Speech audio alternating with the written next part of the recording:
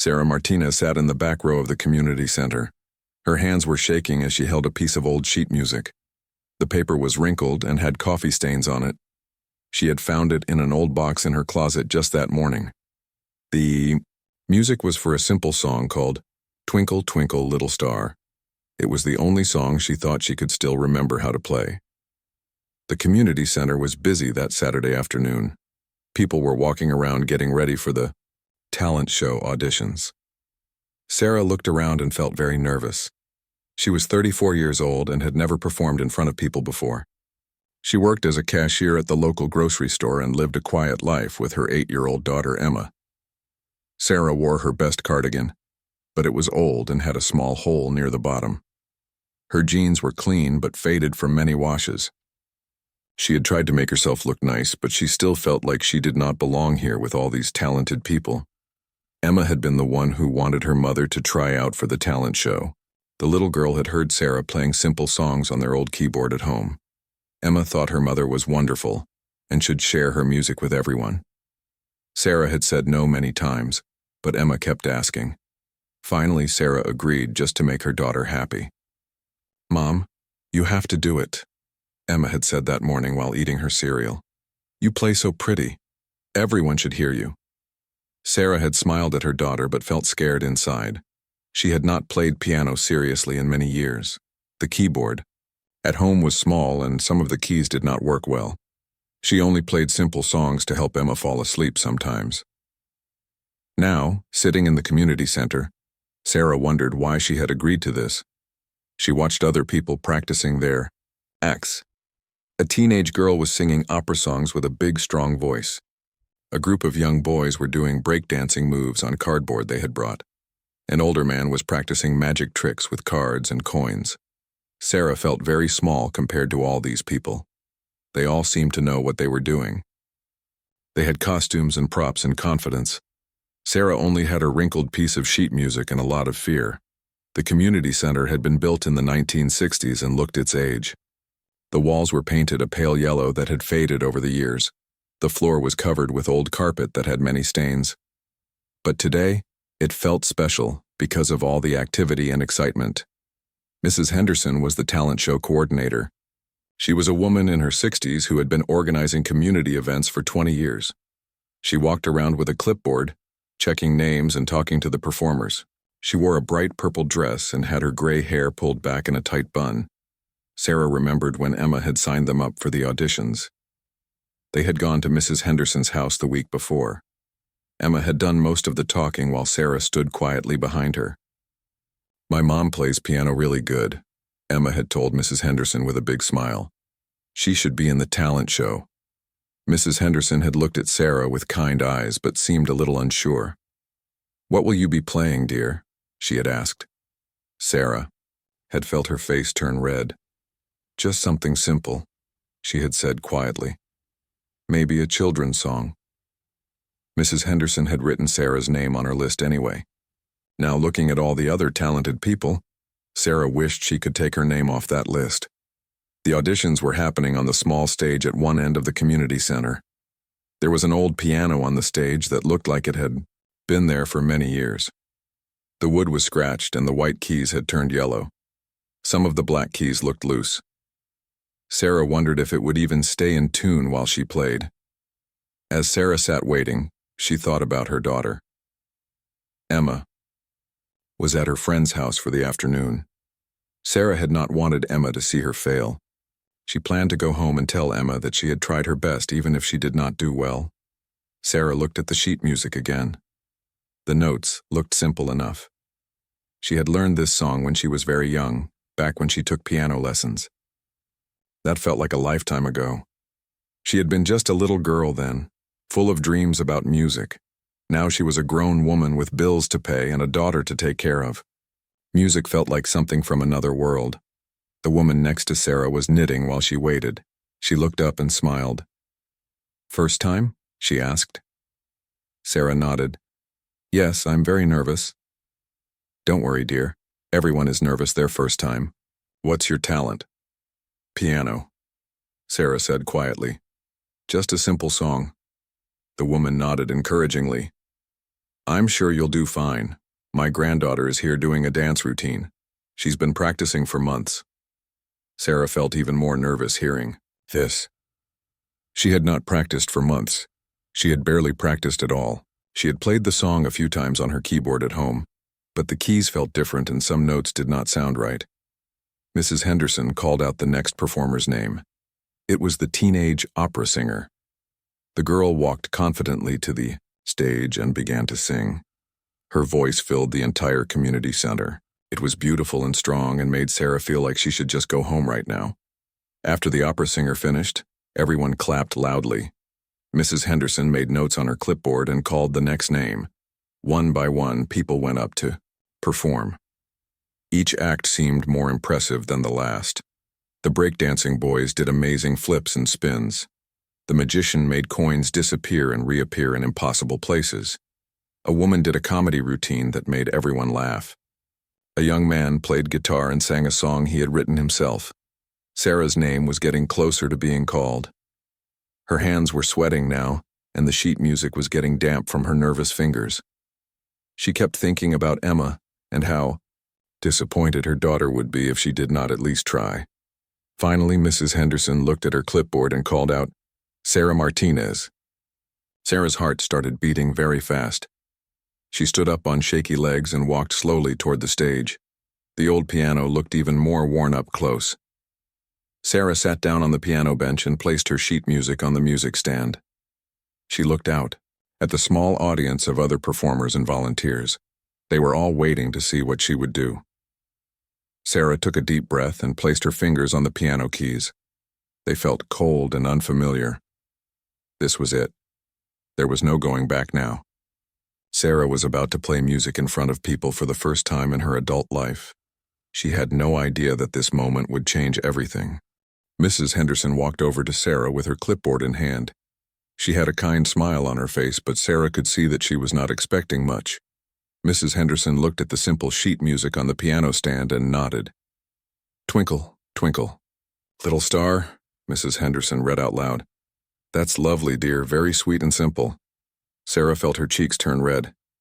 She could hear the way Mrs. Henderson said, "simple." It was the same tone people used when they talked to small children, or when they were trying to be polite about something that was not very good. "We need some variety in the show," Mrs. Henderson continued, writing something on her clipboard. "It's nice to have different types of acts. Not everything has to be complicated." Sarah wanted to disappear. She knew Mrs. Henderson was trying to be nice, but it made her feel worse. She was the easy act, the one they put in the show to fill time between the real performers. From her seat at the piano, Sarah could see the other people getting ready. The teenage opera singer was doing warm-up exercises with her voice. She made sounds that went up and down like a beautiful bird singing. Her name was Jessica, and she was only 16 years old. She had been taking voice lessons since she was 5 and had already won several competitions. Jessica wore a long black dress that looked expensive. Her hair was pulled back in a perfect bun with not one piece out of place. She stood very straight and looked confident. When she practiced, other people stopped what they were doing just to listen to her. The breakdancing group was stretching on their cardboard mat. There were 4 boys, all around 15 or 16 years old. They called themselves the Street Angels.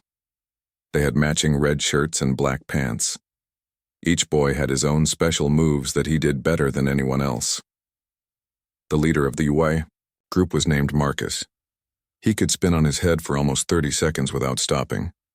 Another boy named Tony could do backflips that looked impossible. They had been practicing together for 2 years and had performed at school shows and local festivals. Sarah watched them stretch and practice their moves. They moved like dancers, but with more power and energy. Even their practice looked like a real performance. They talked to each other in low voices, planning their routine and making sure everyone knew what to do. The magician was an older man named Mr. Franklin. He was probably in his 60s and had been doing magic for most of his life. He had a small table with a black cloth on it. On the table were cards, coins, and other things Sarah could not see clearly. Mr. Franklin wore a black suit with a red bow tie. He had a mustache that was gray and white, and his hair was combed back neatly. Even while he was just getting ready, he did little magic tricks. He made coins appear and disappear between his fingers like it was the most natural thing in the world. Sarah felt more nervous watching all these talented people. They all belonged here. They had real skills and experience. She was just a grocery store cashier who remembered one simple song from when she was a child. Mrs. Henderson was talking to the lighting person about what kind of lights each act needed.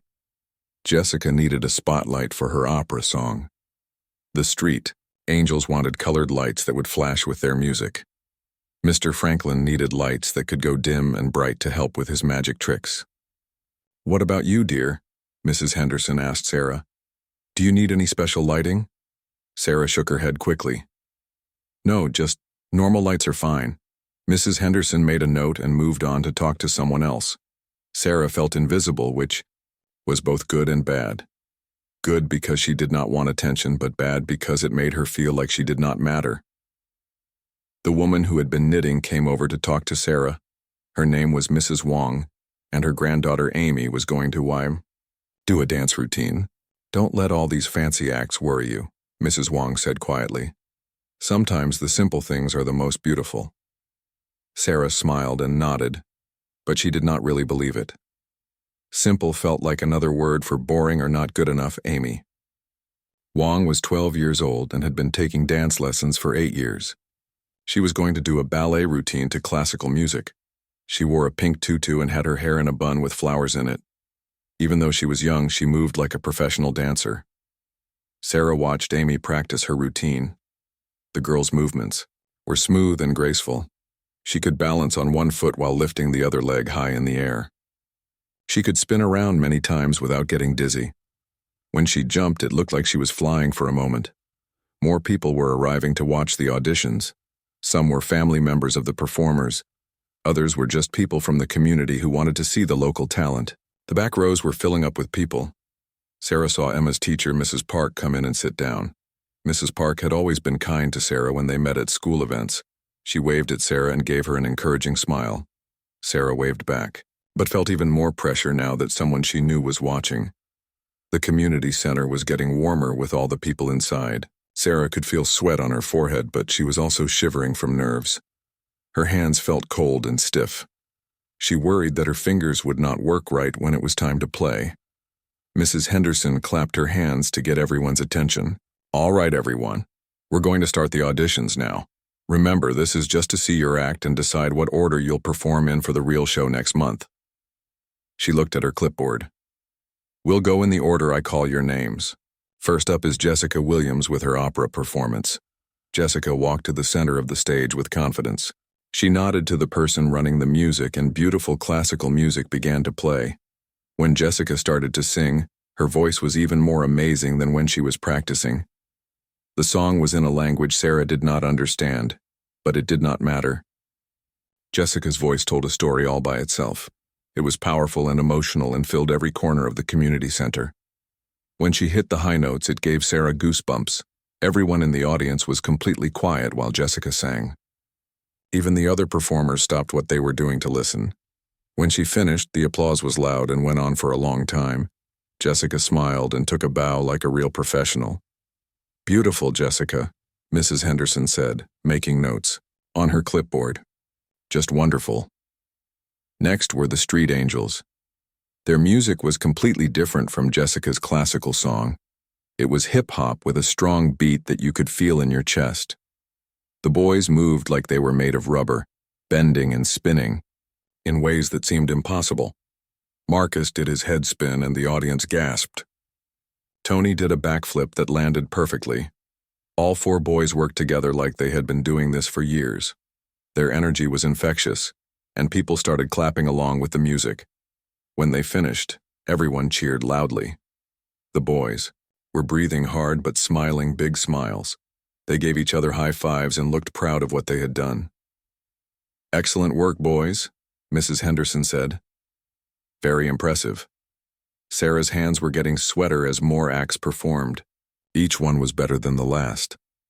Mr. Franklin did magic tricks that truly seemed impossible. Amy Wong danced like she was floating on air. A woman named Carol told jokes that made everyone laugh until they cried. Finally, Mrs. Henderson looked at her clipboard and called Sarah's name. Sarah Martinez with piano. This was it. Sarah stood up slowly and walked to the piano. Her legs felt weak, and she hoped she would not trip on the way there. She sat down on the bench and looked at her simple sheet music. The audience was quiet, waiting to see what she would do. Sarah placed her fingers on the old piano keys and took a deep breath. She was about to play the simplest song in the world. Right after all these amazing performances, she had no idea that everything was about to change. Sarah looked down at the piano keys. They were old and yellow, but they felt familiar under her fingers. She pressed down on middle C, and the note rang out clear and true. The piano was old, but someone had tuned it recently. She placed her fingers in position to play Twinkle, Twinkle, Little Star. It was such a simple song, just a few notes that even small children could learn. Sarah had planned to play it exactly like it was written on the sheet music and then sit down quickly. But something strange happened the moment her fingers touched the keys. A feeling came over Sarah that she had not felt in 25 years. It was like waking up from a long sleep. Her fingers seemed to remember things that her mind had forgotten. The piano keys felt like old friends welcoming her home. Sarah started to play the simple melody. Twinkle, twinkle, little star, how I wonder what you are. The notes came out exactly as they were supposed to. But then something happened that surprised everyone, including Sarah herself. Her left hand began to move on its own. It started playing. Bass notes that were not written on the sheet music. Simple chords that made the melody sound richer and fuller. Sarah's fingers seemed to know exactly which keys to press, even though she had not planned to play anything more than the basic tune. The audience sat up a little straighter. This was not what they had expected from the simple song. Sarah felt something stirring deep inside her chest. It was like a door opening in her heart that had been locked for many years. Her right hand began to change the melody slightly. Instead of playing each note exactly the same way, she started to add little decorations, tiny runs of notes that made the simple tune sound more interesting. Mrs. Henderson stopped writing on her clipboard and looked up. The teenage opera singer, Jessica, stopped practicing her breathing exercises. The street angels stopped stretching and turned to watch. Even Mr. Franklin put down his magic cards. Sarah was not thinking about what she was doing anymore. Her fingers were moving by themselves, following feelings that came from somewhere deep inside her. The simple children's song was turning into something else, something beautiful and complex and surprising. Her left hand started playing a walking bass line. These were notes that moved up and down the keyboard like someone walking up and down stairs. It was a jazz technique that Sarah had not used in decades, but her fingers remembered every step. The melody in her right hand began to dance around the original tune. Sometimes she played the notes exactly as written, but other times she bent them and changed them. She added notes in between the original notes. She made the rhythm more interesting by playing some notes longer and others shorter. The audience was completely quiet now, but it was a different kind of quiet than when Jessica had sung her opera. This was the quiet of people who were hearing something unexpected and wonderful, something that was touching their hearts in a way they had not planned for. Sarah's playing was getting stronger and more confident with each measure. It was like she was remembering how to speak a language she had forgotten. The piano was responding to her touch and she was responding to the piano. They were having a conversation that did not need words. Mrs. Wong, the woman who had been knitting, put down her needles and leaned forward in her chair. Her mouth was slightly open with surprise. This was not the simple performance she had expected from the nervous woman in the old cardigan. Sarah's right hand began to improvise more freely.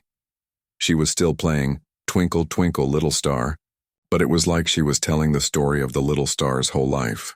The melody would climb up high like the star shining bright, then come down low like it was resting behind clouds.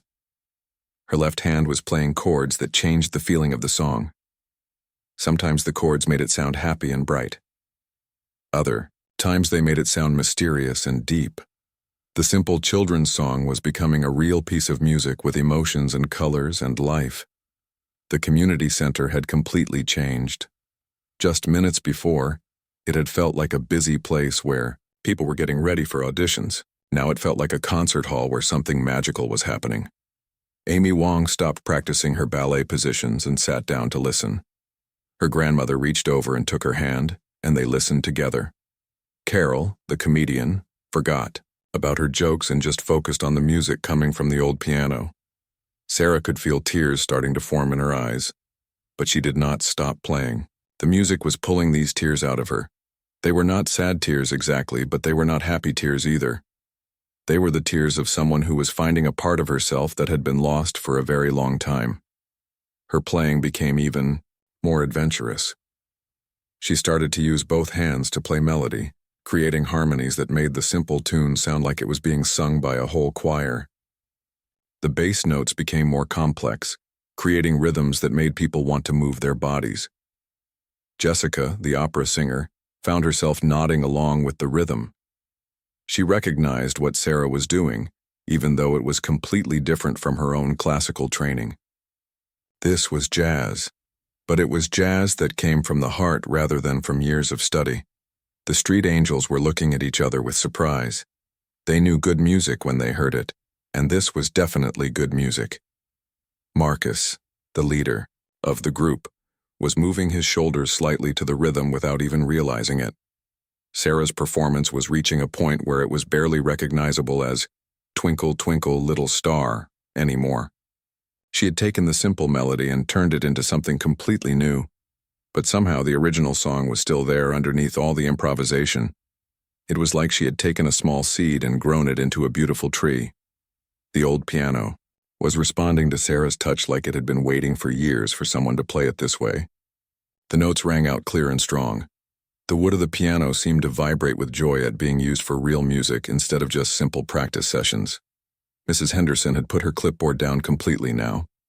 She was watching Sarah with an expression of complete amazement. This was not what she had written down when she put "Twinkle, Twinkle, Little Star" next to Sarah's name on her list. Sarah's fingers began to slow down as she brought the improvisation to a close. But she was not just stopping the music. She was creating an ending that felt satisfying and complete. The bass notes became simpler and softer. The melody came back to something that sounded more like the original children's song. But even as she ended, Sarah played the final notes with such feeling that they seemed to hang in the air for a long time after she lifted her fingers from the keys. The last note faded away slowly, and the community center fell into complete silence. Sarah sat at the piano bench, breathing hard like she had just run a race. Her hands were still on the keys, but she was not pressing them down anymore. She looked out at the audience and saw faces that looked as surprised as she felt. She had come here to play a simple children's song, and instead, something incredible had happened. Something that neither she nor anyone else in the room had expected. The poo. Silence continued for several more seconds. Then someone started to clap. As Sarah sat at the piano bench, her hands still trembling slightly from what had just happened, memories began flooding back to her like water breaking through a dam. The music she had just played had unlocked doors in her mind that had been closed for 25 years. She remembered being 9 years old, sitting at a beautiful grand piano in Mrs. Chen's music studio. Mrs. Chen had been her piano teacher, a small woman with gentle hands and endless patience. The studio had large windows that let in afternoon sunlight, and the walls were covered with pictures of famous composers. "Sarah has a gift," Mrs. Chen had told her parents after just 3 months of lessons. "She does not just play the notes. She feels the music." Back then, Sarah had been able to sit at the piano and play anything she heard. If a song came on the radio, she could figure out how to play it within minutes. She did not just copy the melody. She could hear all the parts, the bass line, the harmony, the rhythm, and make them all work together. Her parents had been so proud. Her father, Robert Martinez, worked at the factory during the day and cleaned offices at night. Her mother, Elena, took care of 3 children and worked part-time at a restaurant. Money was always tight, but they had found a way to pay for Sarah's piano lessons because they could see how special she was. Sarah remembered the first competition she had entered when she was 10 years old. It was held at the high school auditorium, and there were children there from all over the county. Some of them had been playing piano for many years and came from families who could afford the best teachers and the most expensive instruments. But When Sarah sat down at the competition piano and played a piece by Bach, something magical happened. The judges stopped writing notes and just listened. Other parents stopped talking to each other and turned to watch this small girl who was making such beautiful music. She had won first place that day. The trophy was almost as big as she was, and it had a little golden piano on the top. Her parents had cried with happiness, and Mrs. Chen had hugged her so tight she could barely breathe. More competitions followed. Sarah won the regional competition when she was 11. She placed second in the state competition when she was 12. By the time she was 13, people were talking about her as one of the most talented young pianists in the entire state. A scholarship had been offered to her when she was 14. It was a full scholarship to the famous Riverside Music Academy, a school where only the most gifted young musicians were accepted. The academy was 3 hours away from her home, but they provided housing for students. It would have meant leaving her family, but it also would have meant a chance to become a professional musician. Sarah's parents had been so excited about the scholarship. They had started making plans for her to attend the academy in the fall. Her mother had even bought her a new suitcase for all her belongings. But then everything changed. In the spring of Sarah's 14th year, her father lost his job at the factory. The factory was closing down and moving to another state. Robert had worked there for 15 years, and suddenly he was unemployed with no other job skills and 3 children to feed. Around the same time, Sarah's mother started getting sick. At first, Elena just felt tired all the time. Then she started having trouble breathing. The doctor said she needed expensive tests to find out what was wrong. Even with the family's health insurance, the medical bills started piling up. Sarah remembered the night her parents sat her down in the kitchen to talk. Her father looked older than she had ever seen him. Her mother was wearing a bathrobe and looked very pale. "Mija," her father had said, using the Spanish word for my daughter. "We need to talk about the music academy." Sarah had felt her stomach drop. She knew what was coming. "The scholarship covers tuition and housing," her mother had explained. "But there are still other costs. Books, food, travel money to come home for visits, and with Papa out of work and me being sick." They did not have to finish the sentence. Sarah understood. The family needed her to stay home and help. They needed her to get a job after school to bring in money. The dream of Music Academy would have to wait. Maybe next year, her father had said. But even he did not sound like he believed it. Sarah had told them she understood. She had hugged them and said it was okay. But inside, her heart was breaking. She got a job at a grocery store bagging groceries after school and on weekends. The money she earned helped pay for food and medicine for her mother. Piano lessons stopped because they could no longer afford them. The beautiful grand piano at Mrs. Chen's studio became just a memory. At first, Sarah had practiced on an old keyboard at home. It only had 61 keys instead of the full 88 keys of a real piano, and many of the keys made strange electronic sounds instead of real piano sounds. But she had tried to keep up with her music. Slowly, though, other responsibilities took over. Her mother got sicker and needed more help. Her younger brother and sister needed someone to watch them after school. Sarah's high school grades started to suffer because she was working so many hours. By the time she was 16, Sarah rarely touched the keyboard at home. When she did play, it sounded wrong and felt wrong. The magic was still there inside her, but it was buried under layers of worry and responsibility and exhaustion. Mrs. Chen had called several times during the first year, asking when Sarah would be coming back for lessons. But eventually, even those calls stopped. Sarah's name was removed from the Academy's scholarship list. Her trophy from the regional competition was put away in a box in the closet. Sarah graduated from high school and immediately started working full-time at the grocery store. Her father found work again, but it paid much less than his old job.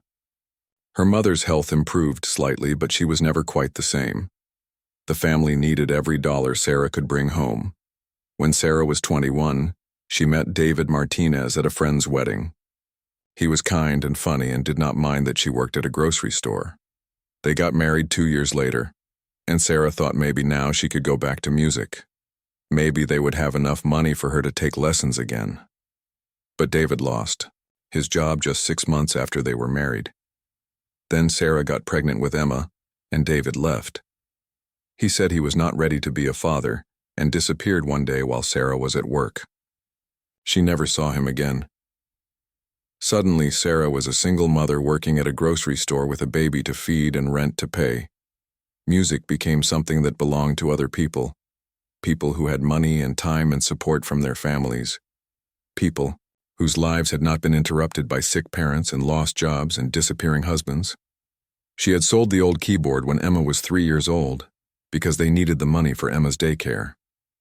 After that, there was no piano in Sarah's life at all. Sometimes she heard music on the radio or on television, and she would remember what it felt like to play. But those memories felt like they belonged to someone else. Emma had never known that her mother had once been a gifted pianist. Sarah had never told her about the competitions or the scholarship or the dreams that had been put away. It felt too painful to talk about. And besides, what was the point? That part of her life was over. But now, sitting at this old piano in the community center, Sarah realized that it had never really been over. The music had been inside her all along, waiting for the right moment to come back. Her fingers had remembered everything they had learned 25 years ago. Her heart had remembered how it felt to make music that touched people's souls. As these memories rushed through her mind, Sarah understood something important. She had not lost her gift. She had just buried it so deep that she had forgotten it was there. But gifts like this do not disappear. They wait patiently until they are needed again. The applause was still going on around her, but Sarah was lost in her memories and in the realization of what had just happened. She had found herself again. After 25 years of being just a grocery store cashier and a single mother, she had remembered that she was also a musician, a very talented musician who had just played the most beautiful music of her life. The community center had become completely still, not just quiet, but still in a way that felt almost sacred. The kind of stillness that happens when people witness something they know they will remember for the rest of their lives.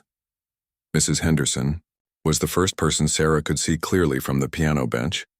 The older woman was standing frozen with her clipboard hanging loose in her hand. Her mouth was slightly open, and her eyes were wide with amazement. Mrs. Henderson had been organizing community events for 20 years, but she had never heard anything like what Sarah had just played. "My goodness," Mrs. Henderson whispered to herself, so quietly that only the people nearest to her could hear. "My goodness gracious." Jessica Williams, the teenage opera singer, was sitting in the front row where she had been waiting for her second audition piece. She had been checking her sheet music when Sarah started playing, but now the music papers were scattered on the floor where she had dropped them. Jessica's training had taught her to recognize exceptional talent, and what she had just heard was far beyond exceptional. Jessica felt tears starting in her eyes, which surprised her. She was used to beautiful music. She performed beautiful music herself. But there was something about Sarah's playing that was different from anything she had experienced before. It was not just technically perfect, though it was that. It was emotionally honest in a way that touched something deep in Jessica's chest. "That was incredible," Jessica said to the boy sitting next to her, her voice full of wonder. "I mean, really incredible. I've never heard anything like that." The Street Angels, the breakdancing group, had been stretching in the corner when Sarah began playing. Now all 4 boys were sitting on their cardboard mat, staring at the piano with expressions of complete amazement. These boys knew rhythm and beat and music, but they had never heard piano music that moved like this. Marcus, the leader of the group, was nodding his head slowly. "Yo, that was beautiful, man," he said quietly to his friends. "That lady just took a little kid's song and made it into something, I don't even know what to call it. It was like jazz, but not exactly jazz," said Tony, the boy who could do backflips. "It was like she was telling a story with the music, like the piano was talking." The third boy, Jamie, was wiping his eyes with the back of his hand. He was embarrassed that the music had made him cry, but he could not help it. "My grandmother used to sing that song to me when I was little," he said. "But when that lady played it just now, it was like hearing it for the first time. Mr. Franklin, the magician, had completely forgotten about his magic tricks. He was still holding a deck of cards, but they hung loose in his hands like he had forgotten what they were for. In his 60 years of life, Mr. Franklin had seen many amazing things. He had traveled the world and performed for audiences of all kinds. But what Sarah had just done felt more magical than any trick he had ever performed. Real magic, he murmured to himself. That was real magic. Mrs. Wong had put down her knitting completely. The needles and yarn were in her lap, but her hands were pressed to her heart. She was thinking about her late husband, who had loved jazz music and had tried to teach her to appreciate it. She had never really understood what he heard in those complex melodies and rhythms, but now, listening to Sarah, she finally got it. Henry would have loved this, she whispered, speaking to her husband even though he had been gone for 3 years. He would have said this is what music is supposed to sound like. Amy Wong, Mrs. Wong's granddaughter, was sitting very still beside her grandmother. The 12-year-old dancer understood performance and artistry, but she had never seen anything like what had just happened. Sarah had sat down to play a simple song, and instead, she had created something entirely new right in front of everyone's eyes. "Grandma," Amy whispered. "Was she supposed to play it like that?" "No, sweetheart," Mrs. Wong whispered back. "She was supposed to play a simple little song." But something wonderful happened instead. Carol, the comedian, was sitting in the back row. She was used to being the one who made people feel emotions, but usually those emotions were laughter and joy. What Sarah had just done was different. Sarah had reached into people's hearts and touched feelings they did not even know they had. Carol found herself thinking about her own dreams. She had always wanted to be a professional comedian, to perform in big theaters and make people laugh, for a living. But life had gotten in the way, just like it seemed to have gotten in the way for Sarah. Watching Sarah reclaim her talent made Carol wonder if it was ever too late to go after your dreams again. Mrs. Park, Emma's teacher, was sitting toward the back of the room. She had come to support Sarah because she knew how nervous the woman had been about performing. Mrs. Park had expected to hear a sweet, simple performance that she would politely applaud. Instead, she had just witnessed something extraordinary. Mrs.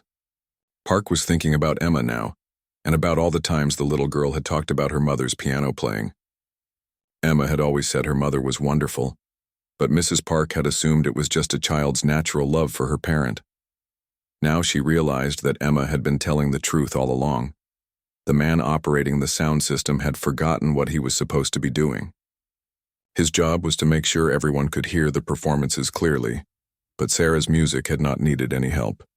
It had filled the entire community center on its own power. He found himself thinking about his daughter, who was about Sarah's age, and wondering what hidden talents she might have that he had never discovered. Even the people who had just come to watch were affected in ways they had not expected. A woman named Rita had only come because her neighbor was performing. She did not particularly like music and had planned to leave after her neighbor's act. But Sarah's playing had stopped her completely. She felt like she was hearing music for the first time in her life. A man named Carlos had brought his teenage son to watch the auditions, hoping to encourage the boy to try out for next year's show. But now both father and son were sitting in stunned silence, both of them moved by what they had just heard. Carlos reached over and squeezed his son's hand, and for the first time in months, his son did not pull away. The transformation in the room was almost visible. When Sarah had first sat down at the piano, the community center had felt like a busy, somewhat chaotic place where people were focused on their own performances and their own nervousness. Now it felt like a concert hall where something sacred had just taken place. People were looking at each other with expressions of wonder and amazement. Strangers were making eye contact and sharing silent moments of appreciation for what they had just experienced together. The artificial barriers between the different performers had melted away. They were no longer competitors in a talent show. They were fellow human beings who had just shared something beautiful. Mrs. Henderson finally found her voice. She had been organizing community events for decades, but she had never seen an audience react like this. People were not just clapping politely, they were genuinely moved, genuinely changed by what they had heard. Sarah, Mrs. Henderson said, her voice shaky with emotion. That was absolutely beautiful. But the applause was just beginning. What had started as one person clapping had grown into something much more powerful. It was the sound of people who had been truly touched by art, who had witnessed something they knew was special and rare and wonderful. As Sarah sat at the piano bench, looking out at all these faces looking back at her with such warmth and appreciation, she realized that something had changed not just in her but in everyone in the room. Music had the power to do that. Real music, played from the heart, could transform not just the person playing it, but everyone who heard it. The community center would never be quite the same after this moment, and neither would any of the people who had been lucky enough to be there when Sarah Martinez rediscovered her gift. As the applause continued around her, Sarah felt something breaking open inside her chest. It was not painful, but it was overwhelming. 25 years of buried emotions were rising to the surface all at once. The tears that had started while she was playing were flowing freely now. Sarah looked down at her hands, still resting on the piano keys. These hands had worked at the grocery store for 15 years, scanning barcodes and counting change and bagging groceries. These hands had changed diapers and made countless meals and cleaned house after house to make extra money. These hands had forgotten they were capable of making music that could move people to tears, but they had remembered. In just a few minutes, her hands had remembered everything they had learned as a child. All the hours of practice, all the technique, all the feeling. It had all been there waiting inside her fingers, waiting for the right moment to come back to life. The tears were coming harder now. Sarah tried to wipe them away, but they kept flowing. She was crying for the 14-year-old girl who had to give up her scholarship.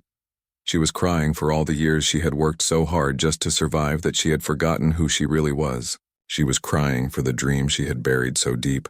She had almost convinced herself they had never existed. But she was also crying tears of joy.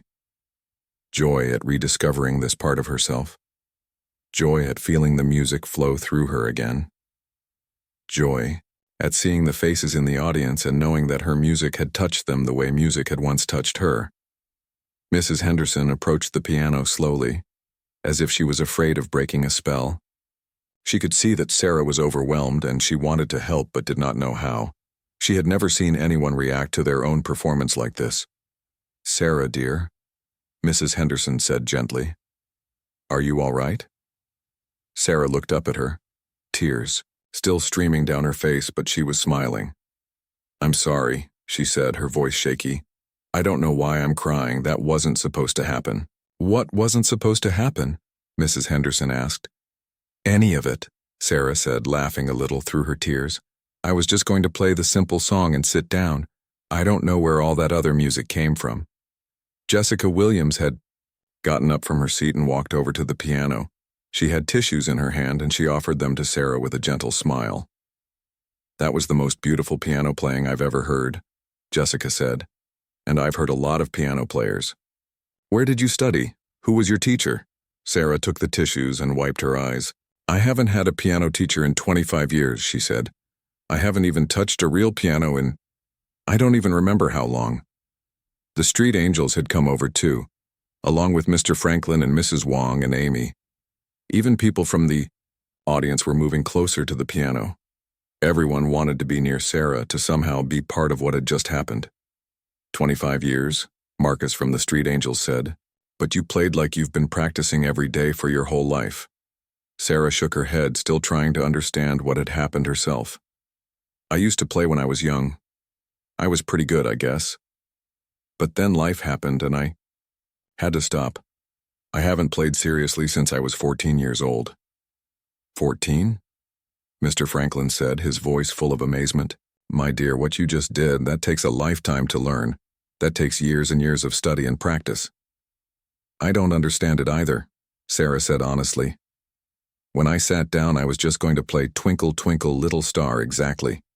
Like it was written. But when I touched the keys, it was like something woke up inside me that had been sleeping for a very long time." Mrs. Park, Emma's teacher, had made her way to the front of the group. She was looking at Sarah with new understanding. Emma always talks about how beautifully you play at home, Mrs. Park said. She's always trying to tell people how talented her mother is, but I thought she was just being a loving daughter.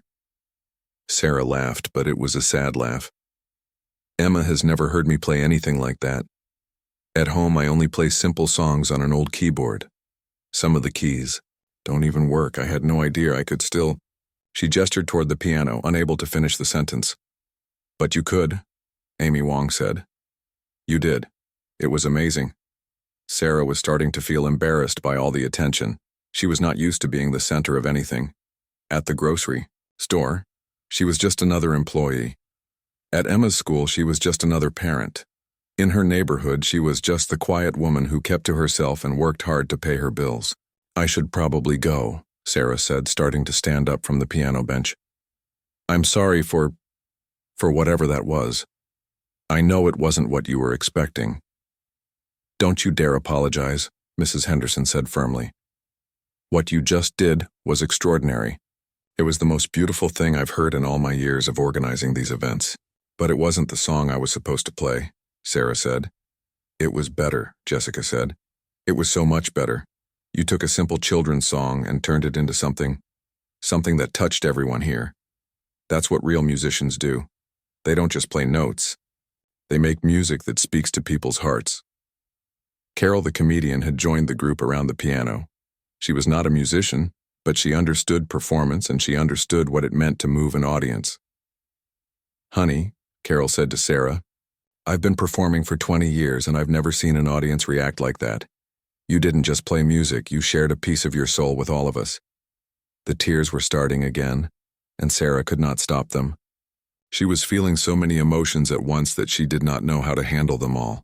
She felt proud and embarrassed and grateful and confused and happy and sad all at the same time. I think about music every day, Sarah said through her tears. Every single day. When I hear songs on the radio, when I hear Emma humming, when I walk past the music store downtown, I think about what it used to feel like to play, and I miss it so much it hurts. But I told myself that part of my life was over. I told myself I was just fooling myself to think I could ever play again. Well, you were wrong, Mr. Franklin said kindly. Whatever happened to you, whatever made you stop playing, it didn't take away your gift, it just hid it for a while. Mrs. Wong stepped closer to Sarah and took her hand. My dear, she said, some things are too precious to stay buried forever. Music like yours, it finds a way to come back. Sarah looked around at all the faces surrounding her. These people had been strangers just an hour ago. Now they felt like friends, like family, like people who truly understood what had just happened to her. I don't know what to do now, Sarah said honestly. I don't know what this means or what I'm supposed to do with it. What do you want to do? Jessica asked. Sarah was quiet for a long moment, thinking about the question. What did she want to do? For 25 years, she had only thought about what she had to do. Work, pay bills, take care of Emma, survive. She had not allowed herself to think about what she wanted. I want to play, Sarah said finally, her voice barely above a whisper. I want to play music again, real music. I want to remember all the songs I used to know. I want to learn new songs. I want to feel like this again. Then that's what you should do, Mrs. Henderson said. That's exactly what you should do. The emotion was overwhelming Sarah again. She put her face in her hands and cried harder than she had in years. But these were not the bitter tears of someone who had given up on their dreams. These were the tears of someone who had just discovered that their dreams were still alive, waiting to be picked up again. The people around her did not try to stop her crying or tell her everything would be okay. They just stood with her, sharing this moment of rediscovery and rebirth. They understood that something important was happening, something that could not be rushed or interrupted. Sarah was not just crying for herself. She was crying for everyone who had ever had to put their dreams aside. She was crying for all the beautiful music that might have been played over the past 25 years if circumstances had been different. She was crying for the girl she used to be and the woman she was becoming. When she finally looked up again, her face was red and her eyes were swollen. But there was something different about her. Something had shifted inside her during those few minutes at the piano. She was still Sarah Martinez, grocery store cashier and single mother. But she was also Sarah Martinez, musician, and that made all the difference in the world. When Sarah finally lifted her hands from the piano keys for the last time, the silence that followed was different from any silence the community center had ever held. It was not empty silence. It was full silence, heavy with emotion and wonder. For several long seconds, nobody moved or spoke or even seemed to breathe. Then Mrs. Henderson started to clap. It began as slow, deliberate applause, the kind reserved for truly special moments. One by one, others joined in. Jessica clapped with tears still fresh in her eyes.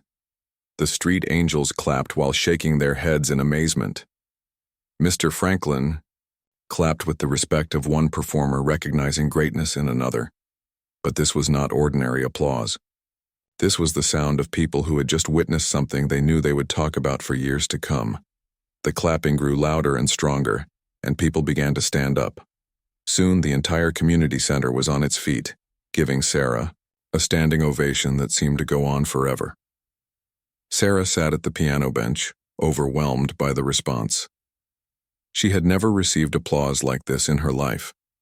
Even in her childhood competitions, the applause had been polite and appreciative. But this was different. This felt like love. Mrs. Henderson was the first to speak when the applause finally began to die down. She approached Sarah slowly, her face still showing amazement at what she had just heard. "Sarah," Mrs. Henderson said, her voice shaky with emotion. "I have been organizing community events for 20 years.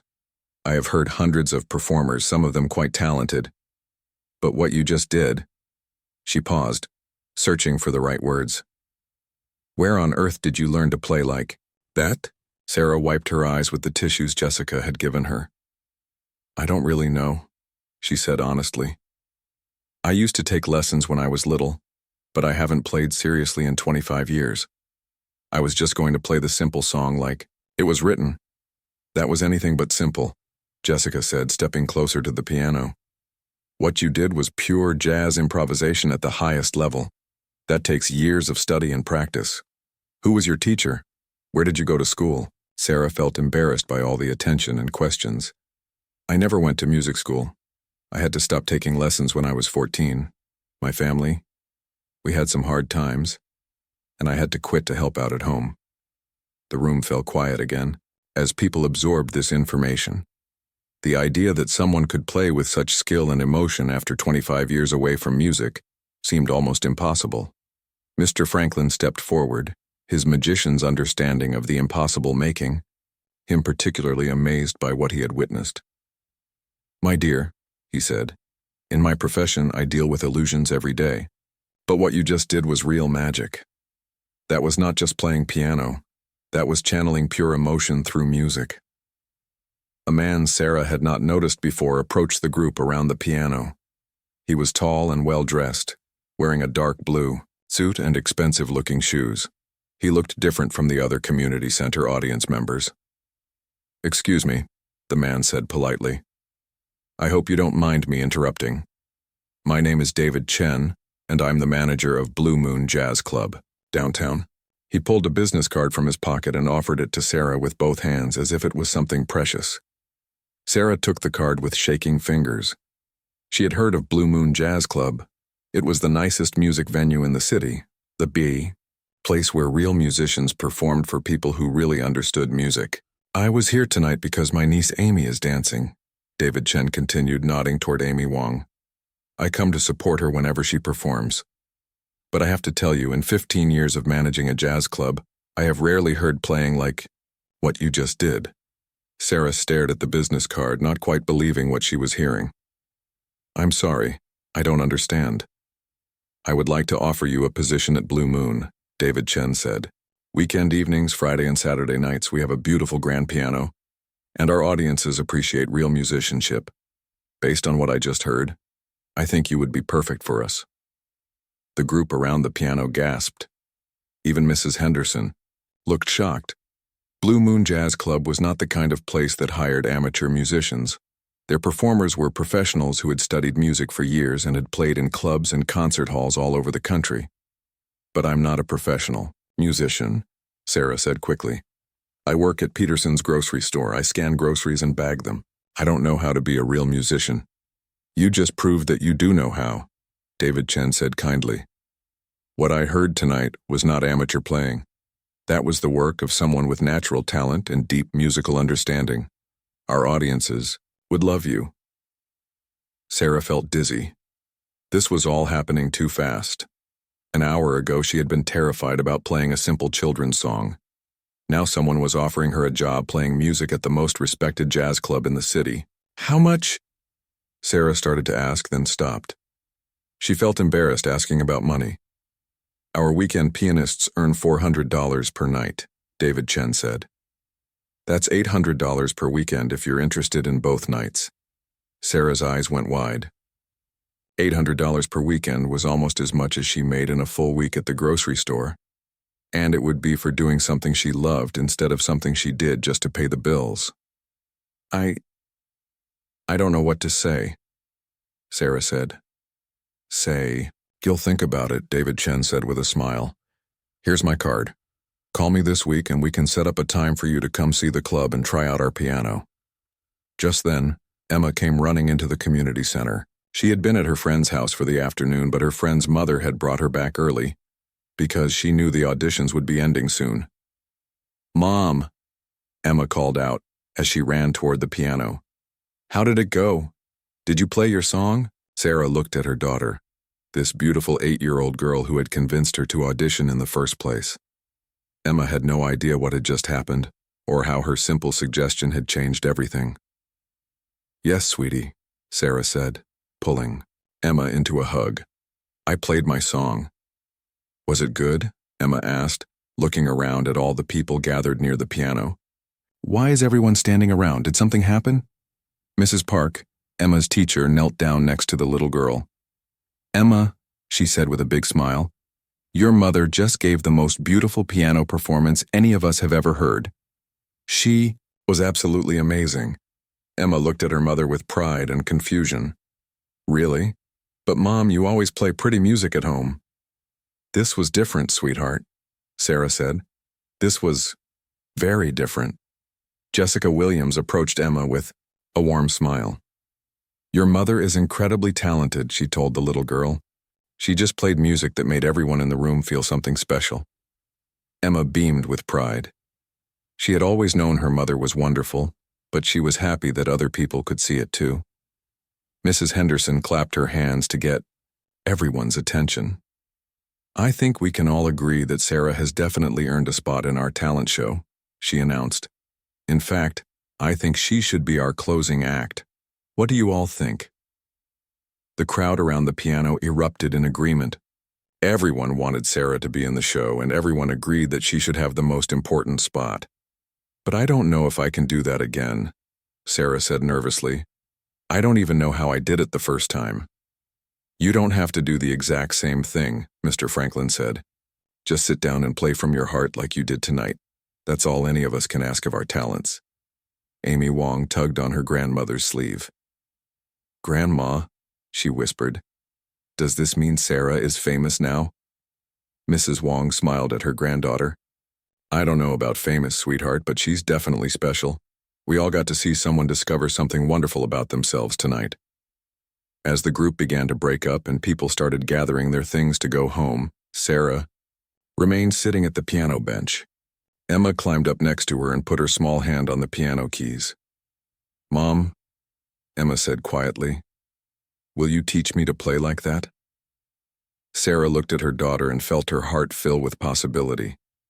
For the first time in 25 years, the future looked different than just working and paying bills and getting by. The future looked like it might include music again. "I would love to teach you," Sarah said, kissing the top of Emma's head. "I would absolutely love to teach you." As people began to leave the community center, they kept stopping to talk to Sarah, to congratulate her, to tell her how much her music had moved them.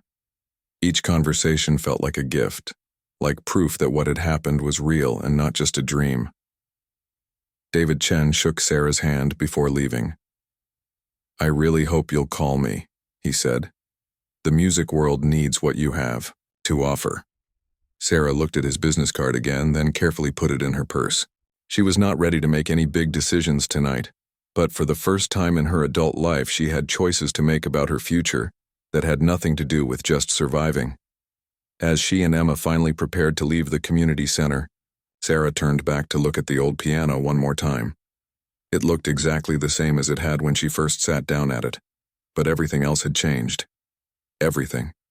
3 weeks later, Sarah stood in front of the mirror in her small apartment, getting ready for her first performance at Blue Moon Jazz Club. She wore a simple black dress that Emma had helped her pick out from the thrift store. It was not fancy, but it was elegant and made her feel like a real musician. The talent show had happened 2 weeks earlier, and Sarah had indeed been the closing act. Word had spread throughout the community about her amazing audition, and the community center had been packed with people who wanted to hear her play. She had performed 3 songs that night, including another jazz version of a children's song, and had received 3 standing ovations. But tonight was different. Tonight she would be playing for people who came specifically to hear music, people who understood jazz and appreciated real talent. Sarah was nervous, but it was a different kind of nervous than she had felt at the auditions. This was the nervous feeling of someone who was about to do something important and meaningful. "Mom, you look beautiful," Emma said, sitting on the bed and watching her mother get ready. Emma had been staying with Mrs. Rodriguez next door on the nights when Sarah played at Blue Moon. Mrs. Rodriguez was a kind older woman who loved Emma and was happy to help. "Thank you, sweetheart," Sarah said, checking her reflection one more time. "Are you sure you'll be okay here with Mrs. Rodriguez?" "I'll be fine," Emma said. "I'm proud of you, Mom. You're like a real musician now." Sarah smiled at her daughter. "I've always been a real musician, Emma. I just forgot for a while." The past 3 weeks had been the most amazing weeks of Sarah's adult life. After calling David Chen and visiting Blue Moon Jazz Club, she had been hired immediately. The club was beautiful, with soft lighting and comfortable chairs and a gorgeous grand piano that was perfectly tuned and maintained. Sarah had been worried about not knowing enough songs, but David Chen had told her that jazz was about improvisation and feeling, not about playing songs exactly as they were written. He encouraged her to take familiar melodies and make them her own, just like she had done with "Twinkle, Twinkle, Little Star." Her first weekend at Blue Moon had been magical. The audience had been small but appreciative, and Sarah had played for 3 hours each night, mixing jazz standards with her own improvisations on popular songs and even children's songs. People had requested songs, and somehow Sarah had been able to play almost everything they asked for. The money was life-changing. $800 per weekend meant that Sarah could reduce her hours at the grocery store from full-time to part-time. She could spend more time with Emma and have energy left over for music practice. For the first time since Emma was born, Sarah was not constantly worried about money, but the money was not even the most important part. The most important part was how Sarah felt when she was playing. She felt alive in a way she had not felt since she was 14 years old. She felt like herself again, like the person she was always meant to be. Mrs. Chen, her childhood piano teacher, had heard about Sarah's return to music through mutual friends. She had come to Blue Moon the previous weekend and had cried when she heard Sarah play. After the show, she had hugged Sarah tightly and said, "I always knew this day would come. Talent like yours does not disappear." Mrs. Chen had offered to give Sarah refresher lessons to help her remember more advanced techniques and learn new songs. But the best part was that she had also offered to teach Emma for free, saying that musical talent should be passed from mother to daughter. Emma was already showing signs of having inherited her mother's musical gifts. She could pick out melodies on their old keyboard after hearing them just once, and she had perfect pitch, just like Sarah had at that age. But unlike Sarah, Emma would not have to stop taking lessons because of money problems. Sarah was determined to make sure Emma had every opportunity to develop her musical talents. Sarah's job at Peterson's grocery store had become much more bearable now that it was part-time instead of her whole life. Her co-workers had been amazed to learn about her musical career, and several of them had come to Blue Moon to hear her play. Mr. Peterson, the store owner, had been so impressed that he had offered to be flexible with Sarah's schedule so she could take on more music opportunities if they came up.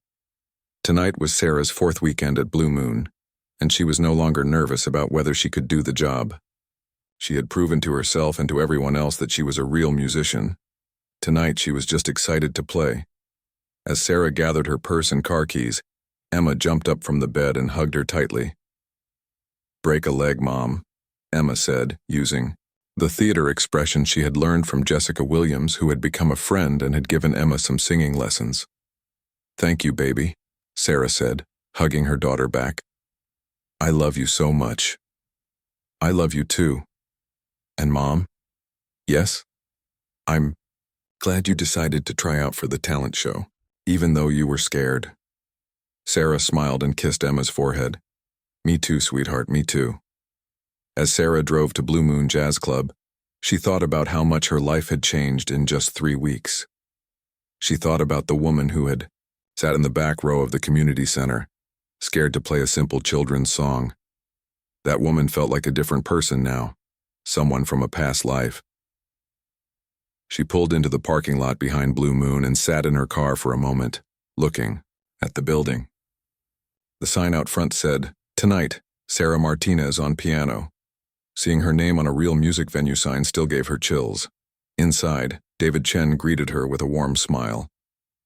"Ready for another great night?" he asked. "I think so," Sarah said. "I've been practicing some new songs this week." "I'm sure whatever you play will be wonderful," David said. "You have a gift for making any song sound beautiful." Sarah walked over to the grand piano and sat down on the bench. She ran her fingers over the keys, feeling their familiar smoothness. This piano was so different from the old keyboard at home, or even the worn piano at the community center. This piano responded to every touch, every emotion, every musical thought. The club was starting to fill up with people. Sarah recognized some faces from previous weekends, but there were new people too. Word was spreading about the talented pianist at Blue Moon, and more people were coming each week to hear her play.